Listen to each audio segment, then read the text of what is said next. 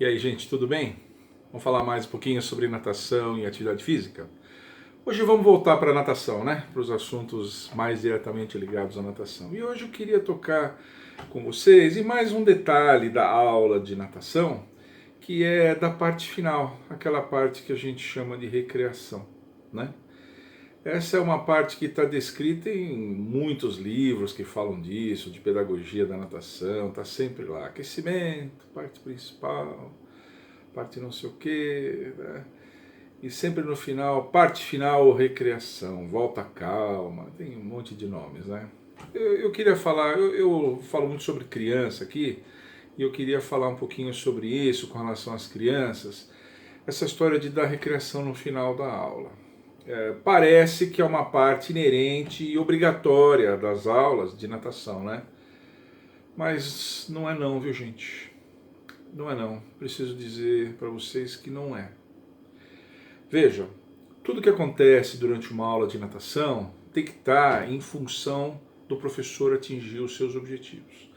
Quantos alunos estiverem em aula de natação, durante um período de aula de natação, sob a sua orientação, tudo que é dado lá é de sua responsabilidade, portanto, tem que ter certos objetivos. Quando o aluno começa, aluno de 7, 8 anos, começo da idade escolar, ele começa, essa recreação no final da aula, ela tem objetivos muito claros, muito definidos e muito importantes. Muito importantes. O aluno muitas vezes está fazendo fora da casa dele, das primeiras atividades fora da casa dele, então ele não está muito motivado, ele está um pouco assustado, né? Ele está meio assim, você tem que dar uma motivada nele, tem que fazer ele juntar a ideia de aula com a ideia de brincadeira, uma coisa legal, ele vai ver que a aula é uma coisa bacana, né? A recreação ajuda na ambientação do aluno, quer dizer, o aluno se ambientar no espaço, reconhecer o espaço, o seu como um espaço não só de aula, mas um espaço lúdico também, né? Ele faz uma ambientação, não só da piscina em si, né? Faz um reconhecimento melhor da piscina. A gente faz um reconhecimento da piscina nas primeiras aulas, um reconhecimento mais formal. Mas a recreação, logo de começo, ela ajuda a fazer esse reconhecimento informal das aulas, né? Deixar o aluno passear. Outra coisa que a recreação ajuda a fazer é uma sociabilização. O aluno chega começando o curso, primeiras aulas e tal. A recreação no final da aula ajuda ele a se sociabilizar, fazer as primeiras amizades, entabolar os primeiros diálogos lá com seus amigos, compartilhar material, fazer uma duplinha para jogar uma bola, ou os dois subirem em cima de um colchão flutuante, fazer alguma coisa. Então, para isso, a recreação é importante, né? E veja, quando eu falei de reconhecimento, eu não falei de reconhecimento só da piscina, falei de reconhecimento dos arredores, o aluno conhecer onde é o armário que ficam os brinquedos, onde é o armário que ficam as pranchinhas e tal. Então, quando a gente dá esses 5 minutos finais de recreação no final da aula, é muito mais para esse tipo de coisa. É mais para isso. Agora, a gente tem que reconhecer que todos esses objetivos, à medida que o processo ensino-aprendizagem se desenvolve, esses objetivos perdem força. Eles deixam de ser tão necessários. O aluno já está ambientado, o aluno já está motivado, já está sociabilizado, ele já fez um reconhecimento, ele já conhece bem a piscina e os arredores dela, ele já conhece bem. Então, a maioria desses objetivos da recreação perde força. Perde força. Além disso, analisem comigo. Nesse começo do processo de ensino-aprendizagem, né, mesmo passadas as primeiras aulas, muitos dos conteúdos de aula são lúdicos. São dados na forma de brincadeiras, de contestes. Vamos ver quem consegue fazer isso, vamos ver quem consegue fazer aquilo. A aula é lúdica. A aula é lúdica. A forma com que muitos exercícios de aula são dados é na forma lúdica, competitiva, cooperativa, enfim, mais lúdica, sempre lúdico. Então o aluno ele já brinca durante as aulas, né? Fora isso, os alunos com o tempo amadurecem, eles já crescem rápido, né? Alunos de 7, 8 anos estão em franca transformação, eles evoluem rápido, né? Outra coisa que a gente tem que reconhecer é que o processo ensino-aprendizagem, eu falo isso muitas vezes para os meus estagiários lá na USP, o processo ensino-aprendizagem em natação ele é automotivante. O aluno ele percebe muito claramente as conquistas que ele faz e o aluno ele se motiva com as conquistas intrínsecas da aula. Ele não conseguia deslizar e ficar em pé, agora ele consegue. Ele não conseguia virar a cabecinha para pegar o ar, agora ele consegue. Ele não conseguia atravessar a piscina de uma borda na outra, agora ele consegue. Ele não conseguia ir no fundo, ficar de boa e voltar, agora ele consegue. Ele não conseguia flutuar de costas sem se afogar inteiro, sem se engasgar inteiro, agora ele consegue. Então, no início do processo, muitas dessas atividades elas são automotivantes. O processo de natação, logo do início, ele é automotivante. Então, muitos desses objetivos perdem o sentido, né? Muitos desses conteúdos substituem a motivação que o aluno tinha, que a gente jogava todo na brincadeira, né?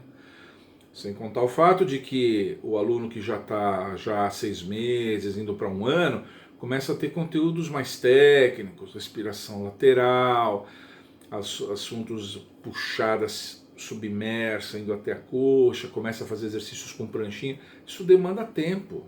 Isso demanda tempo de aula. O aluno chega lá, você dá 10 minutos de aquecimento, a aula era de 50. Você dá 10 minutos, cai para 40. Aí até o moleque passar pelo chuveiro, não sei o que, põe a touquinha, põe o óculos, gasta mês 3, 4, 5 minutos, tirou 15. Dos 50 tirou 15. Sobrou o quê? 35 minutos de aula. Aí você dá 10, 15, 20 minutos de aula, é pouco para você dar um educativo, 2 educativos e depois fazer um exercício de síntese, assim, às vezes não dá tempo, você precisa desse tempo de aula. Esses 5 minutos começam a fazer falta. Então a brincadeira em si perde um pouco o sentido porque os seus objetivos todos já foram vencidos e esses 5 minutos começam a fazer falta. Então o professor tem que olhar de maneira crítica isso. E tem que começar, de vez em quando, a não dar brincadeira no final da aula. Vai com a aula até o fim. Os alunos estão todos motivados, está todo mundo prestando atenção, está todo mundo legal, você está elogiando os alunos, eles estão indo bem, estão conseguindo fazer a coisa. Você quer usar mais um tempinho de aula para dar mais um exercício, para consolidar o aprendizado, olha, ele fala, 5 minutos de brincadeira, tá bom gente, deixa a pranchinha, pode brincar. Não, faz o exercício que você precisa fazer. Acabou, gente? Por hoje é só, obrigado, até a próxima aula. Não vai matar ninguém, não vai arrancar pedaço, não. Pode fazer isso.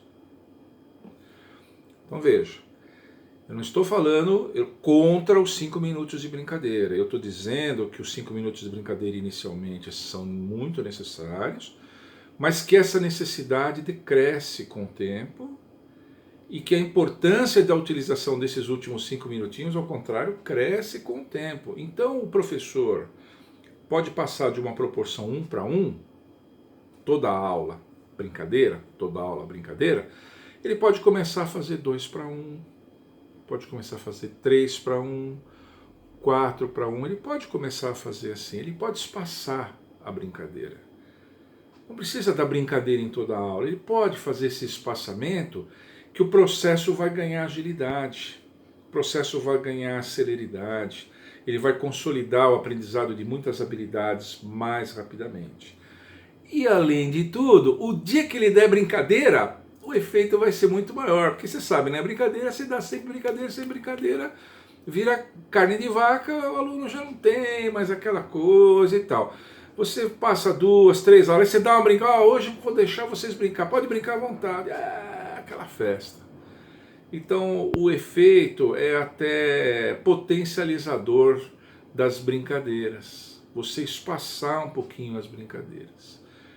Experimentem fazer isso que vocês vão ver que dá muito certo, né? Experimentem fazer isso que vocês vão ver que dá muito certo. Agora, antes de encerrar o vídeo, eu queria deixar bem claro uma coisa. Quando você dá brincadeira, a aula encerrou, praticamente a parte técnica da aula encerrou-se para os alunos, você vai dar uma parte lúdica, mas esse é o momento da aula que o professor mais tem que ficar de olho nos seus alunos. Eu vejo o professor que dá brincadeira para os seus alunos, 5 minutinhos finais, ele dá 4 passos para trás, vira de lado, conversa com os colegas, vira de costas, pega uma bola, fica batendo bola com os colegas. Já vi professor de natação fazer até isso, né? Pega uma bola, fica jogando com os amigos, tal, não sei o quê, esperando o tempo passado. Às vezes quando eu dou uma olhadinha, tá bom, gente, agora acabou, vamos embora. Gente, é nesses momentos de brincadeira que a molecada se machuca, que eles se matam, que um cai em cima do outro, bate cabeça na borda, bate cabeça na escadinha. É nesses momentos de brincadeira onde onde o aluno perde um pouquinho a noção das coisas e resolve brincar, e resolve pular, e resolve fazer coisas que ele não está habituado a fazer, é que a moçada se machuca. Então, na questão segurança, quando você for dar, como eu disse, de maneira criteriosa as brincadeiras, é o momento que você mais tem que ficar de olho nos seus alunos pela questão segurança. Não deixem de ficar de olho nos seus alunos. O professor de natação só relaxa quando todo mundo sai da piscina. Aí o professor de natação pode relaxar. Tá bom? Tenham essa visão, desenvolvam essa visão mais crítica a respeito da recreação final da aula e usem essa recreação com um pouco mais de parcimônia, que vocês vão ver que a aula de vocês, o processo todo vai crescer. A aula vai lucrar muito com isso. Por hoje era só isso, tá bom? Obrigado pela atenção de vocês, espero que vocês tenham gostado. Se você gostou, deixa um like aqui, tá bom? Aciona o sininho no seu canal para você receber sempre vídeos quando eu subir novos vídeos. E não deixa de visitar o meu site, www.universof.com.br. Tchau!